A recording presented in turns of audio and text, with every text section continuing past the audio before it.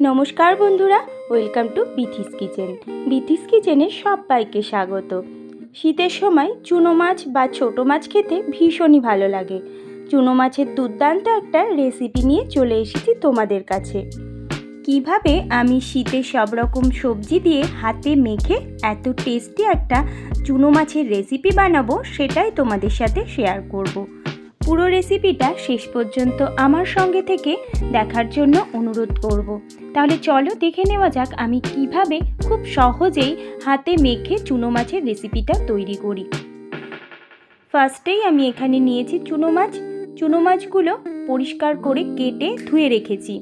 চুনো মাছ কিন্তু খুব ভালোভাবে পরিষ্কার করে ধুয়ে নিতে হবে, না হলে চুনো মাছের মধ্যে অনেক নোংরা থাকে। আর এখানে অনেক রকমের মেশানো মাছ রয়েছে।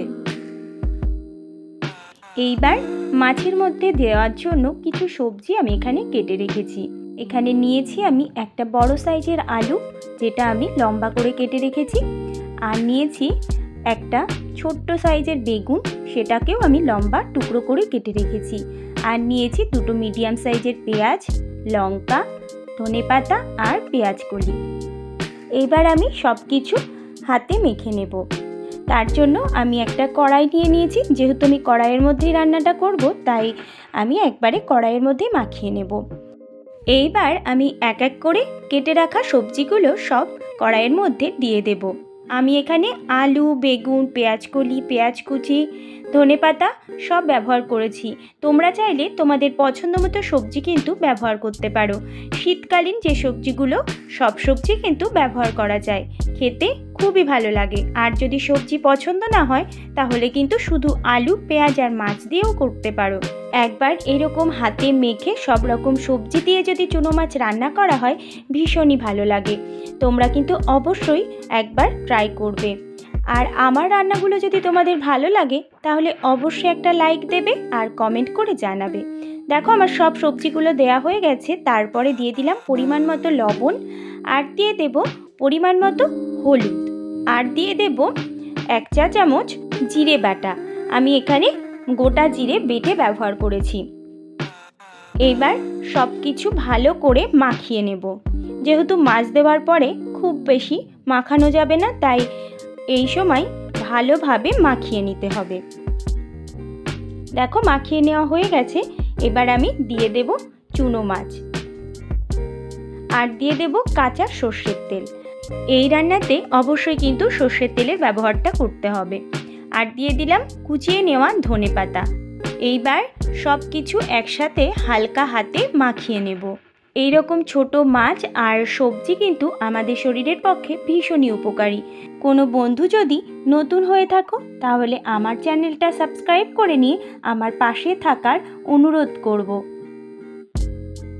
দেখো সব কিছু ভালোভাবে মাখিয়ে নেওয়া হয়ে গেছে। এইবার আমি এর মধ্যে দিয়ে দেব সামান্য একটু জল। জলটা কিন্তু একদমই অল্প দিতে হবে, যেহেতু এখানে অনেক রকমের সবজি আছে আর সবজি থেকে অনেকটাই জল বেরোবে, তাই জলের ব্যবহারটা অল্পই করতে হবে।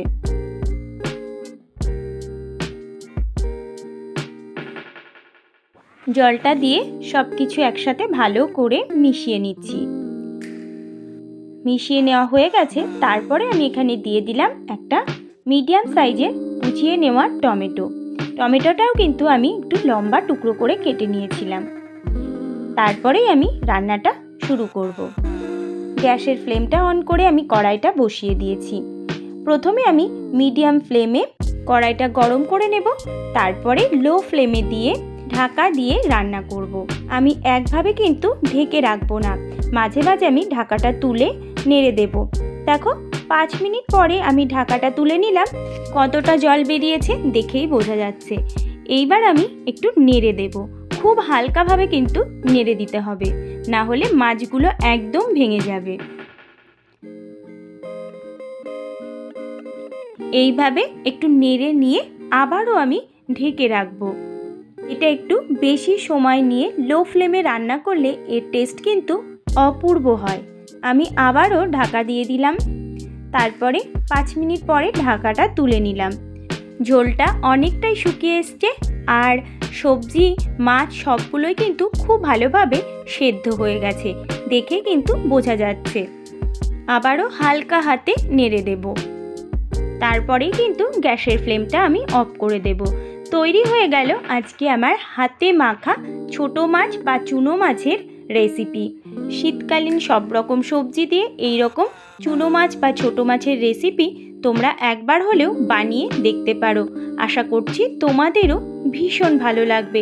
এটা এতটাই টেস্টি হয় যে দুপুরবেলা গরম গরম ভাতের সাথে শুধুমাত্র এই ছোট মাছের রেসিপিটা দিয়েই কিন্তু এক থালা ভাত খাওয়া হয়ে যাবে, আর অন্য কিছুর প্রয়োজন হবে না। যারা ছোট মাছ খেতে পছন্দ করে না তাদেরও কিন্তু ভীষণই ভালো লাগবে।